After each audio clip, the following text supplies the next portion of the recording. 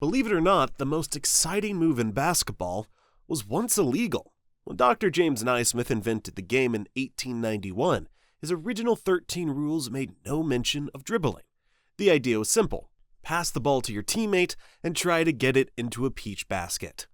Movement with the ball was limited to taking just a few steps and bouncing it. That was considered a loophole, not a strategy. In those early days, basketball looked like a hybrid of rugby and soccer. Players shuffled awkwardly around the court, passing in tight, structured patterns. There was no space, no rhythm, no style, just rigid execution. But players, as always, found a way to innovate. Some began bouncing the ball once, twice, then more, experimenting with what would later be called the dribble. Coaches and referees were skeptical. Commentators scoffed. The purists believed the game should be controlled, predictable, and team-oriented. Dribbling in their eyes was reckless, showy, and dangerous. But it was also exciting. By the 1910s, college players were regularly bouncing the ball, and slowly, the rule books caught up. Dribbling became legal, but still restricted. You couldn't shoot off a dribble until 1927. Even then, it was more of a nuisance tactic than a skill.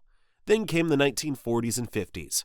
Enter Bob Cousy, the first true ball handler in the modern sense. He wasn't just dribbling to advance the ball. He was manipulating defenders, changing pace, using his handle to control the game, not just participate in it. At a time when most players stuck to rigid patterns, Cousy was spinning, hesitating, crossing over, going behind the back. His moves looked foreign, unorthodox, even disrespectful. But he won, he entertained, and most importantly, he inspired. Kids watching Cousy on black and white TVs began mimicking his movements in driveways and school gyms. Suddenly, dribbling wasn't just about movement. It was about expression. It was no longer a means to an end. It was a craft. If Bob Cousy introduced flavor to the game, then the streets turned it into a full-course meal. While the NBA slowly embraced dribbling as a technical skill, the real creativity was bubbling far from the cameras and the parks, cages, and backcourts of America's inner cities. New York, Chicago, D.C., in these concrete jungles, basketball wasn't just a game. It was survival. It was respect. It was identity. And at the center of it all was the handle. Out here, dribbling wasn't taught. It was inherited, passed down from older brothers, neighborhood kings, and street ball legends. Moves weren't diagrammed, they were created, tested, and perfected in the fire of one-on-one battles. This is where the crossover became a weapon. The spin move became a trademark. The double behind the back became a signature. You weren't just trying to score, you were trying to break ankles. You wanted the crowd to scream, the defenders to fall, the game to stop for a second just to acknowledge your genius. And nobody embodied this more than Raffer Skip to My Lou Alston. Skip was a street ball god. His dribbling defied physics. Ball fakes, hesitations, spins, wraps. He danced with the ball like it was a part of him. He didn't just dribble past people, he humiliated them. And he did it with swagger. When And One mixtape started capturing these moments on VHS, everything changed. Suddenly, millions of kids around the world were watching highlight reels of Hot Sauce, The Professor, A.O., and Skip, pulling off the moves that weren't in any coaching manual. These weren't your dad's fundamentals. They were raw, uncut, electric. And One wasn't just a brand, it was a movement. And dribbling wasn't just a technique, it was rebellion. It was freedom of expression in its purest form. No coach yelling at you to stick to the offense. No scouts telling you your handle was too fancy. Just you, your imagination, and a ball. This revolution didn't stay on the blacktop. It inflated gyms, AAU circuits, college courts, and eventually, the NBA.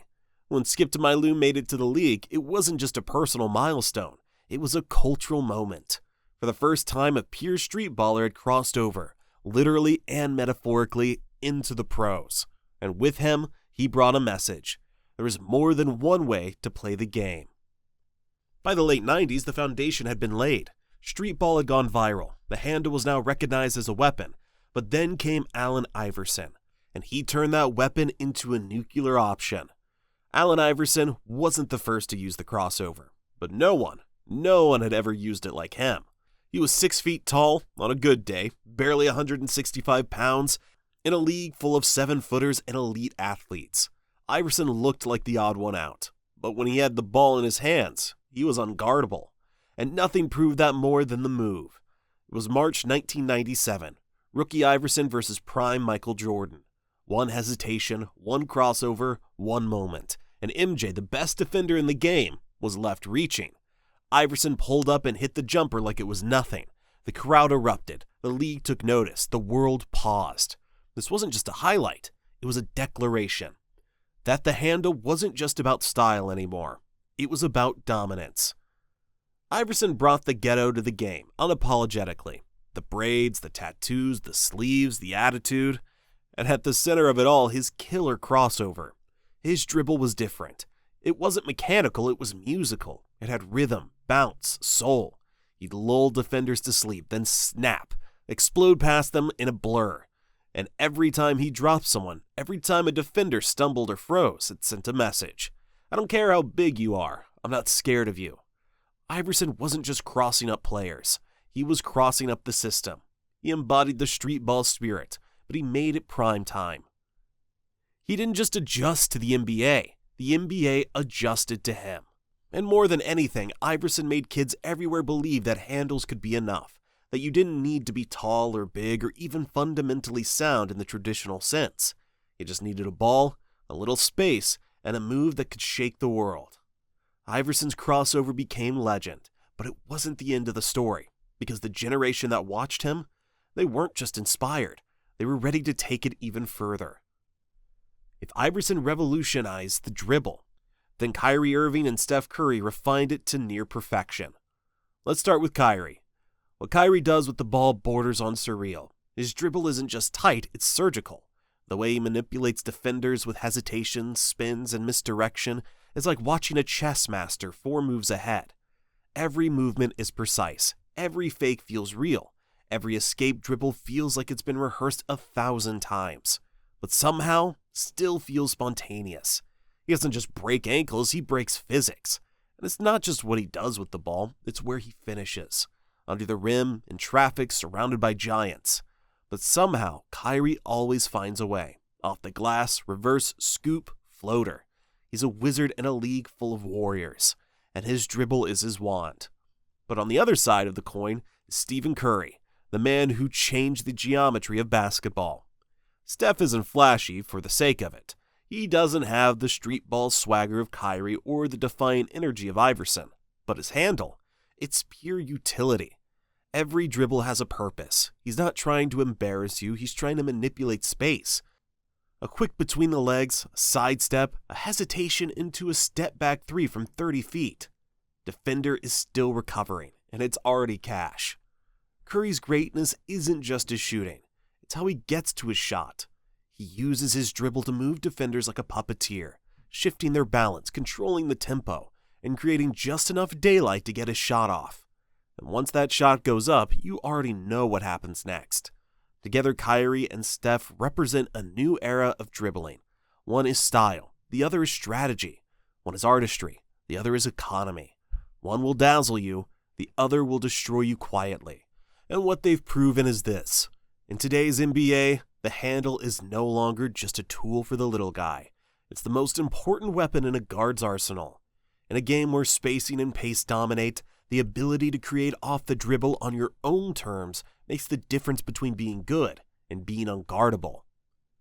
But if Kyrie and Steph push the handle to new heights, the science behind their moves reveals something even more profound. That dribbling isn't just instinct, it's intelligence. At first glance, elite dribbling looks like magic, but behind every killer crossover, it's math. Behind every hesitation, it's psychology. And behind every highlight are hours of work no one sees. Let's break it down. Physics and footwork. Every elite ball handler understands one thing. Change of direction is nothing without change of pace. The human body reacts to rhythm, so when a dribbler breaks that rhythm, slows down, then accelerates, it freezes defenders. That's basic biomechanics. Combine that with precise foot placement and weight shifts, you got a defender leaning the wrong way before you even make your move. Crossover angles, pivot foot control, center of gravity, all of these play a role in whether a move works or gets stripped. Deception and decision making. Dribbling isn't about random movement, it's controlled misdirection. The best handlers read defenders like poker players at a table. Lean too far, you're getting blown by. Reach once, you're getting spun. Sag off, it's pull-up time. Great dribblers study body language. They manipulate hips, shoulders, eye contact, anything to sell a fake. It's not about being faster, it's about being smarter. That's what separates good from elite. Not just the move, but knowing when to use it. Neurotraining and repetition. Elite dribbling isn't a gift. It's a muscle memory built through brutal repetition. Players like Steph and Kyrie train their handles like musicians practice scales.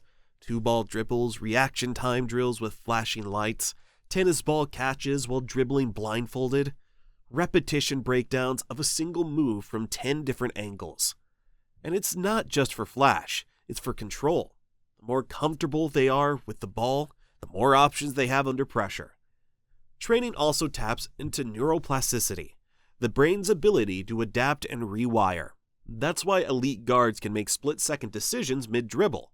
Their brains have processed thousands of possible outcomes before the defender even reacts. It's not instinct, it's programming. So, when you watch someone like Kyrie or Steph dance with the ball, know this: you're not just watching talent. You're watching physics, psychology, repetition, and creativity collide in real time. Dribbling is no longer just flair. It's science, it's strategic, and it's absolutely essential in the modern game. But what does it all add up to? What's the legacy of the handle? To understand that, we have to look at how the art of dribbling shaped generations, and why it still echoes from playgrounds to prime time. The handle isn't just a basketball move anymore.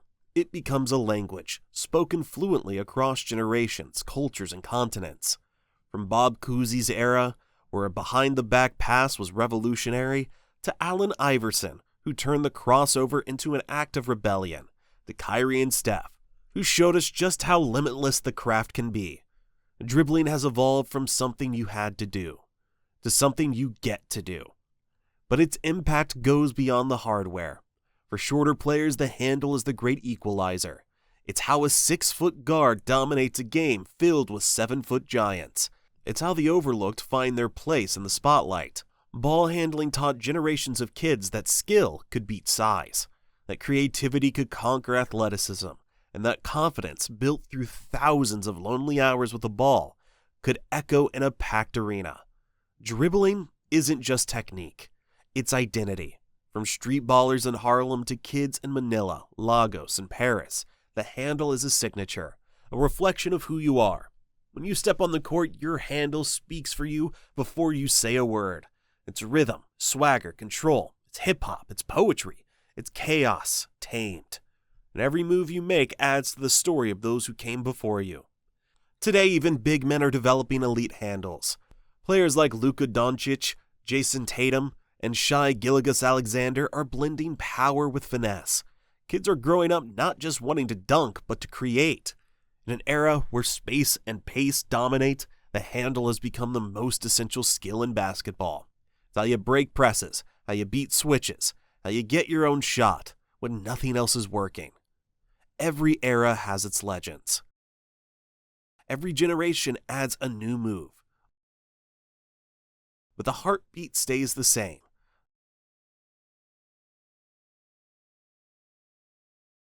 The dribble isn't just how the game is played, it's how it's felt. A single bounce can shake a defender, electrify a crowd, inspire a kid, and change the course of the game. This is more than basketball. This is the art of dribbling, and it's still being painted, one bounce at a time.